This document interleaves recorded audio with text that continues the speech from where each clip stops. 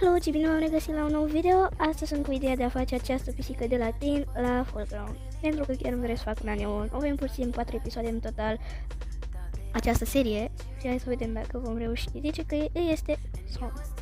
Deci hai să căutăm undeva în această casă un pat. Uite acolo fost un pat. Așa, că atunci o să stau aici. Wow.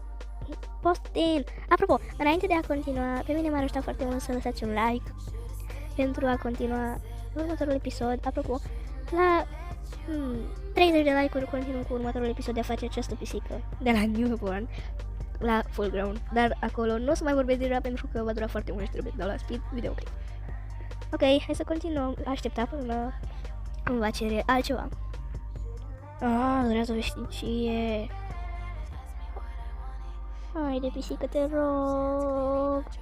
Te rog. M-am plictisit. Haide, pisico. Haide, pisico. Mă gândesc că poate dacă îi pun un F se mulțumește. Yay! Se pare că de acum așa o să fac la de pe să le pun un F în cap, să-i facă cald ca să-mi ceară. Acum sunt cu ea la baie, se pare că mai are un pic și termină și baia. Ok, haide, pisi. Vino cu. Mă se pare că mi-a cerut la locul de joacă, la playground. Hai să mergem acolo. Mai bine zis, hai să ne teleportăm acolo. Aștept. Ei, gata. Ce drăguț. Nu pot să-mi dau 3 de la fata asta. Te rog, acceptă. Yay. She actually has white dream bed.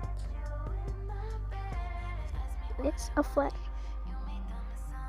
Oh, ce este?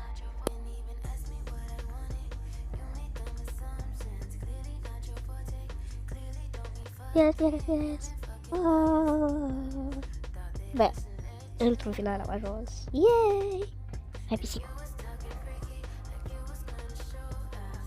Nu zic că nu mai ai nevoie. Yay!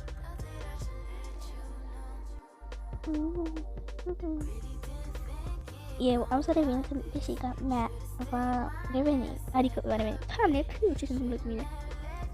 Pisica mea va ajunge la fix acea liniuță dintre post și teen. Și ten. Adică cam pe aici, să zic. Mă rog, până pisica mea va cer ceva, eu am făcut câteva trade-uri. Ok, pisica mea a ajuns aici, unde vă spuneam că ar trebui să ajungă. Dar din păcate eu nu mai pot continua acest videoclip. Îl voi continua la 10 like-uri, voi face partea a doua. Pa!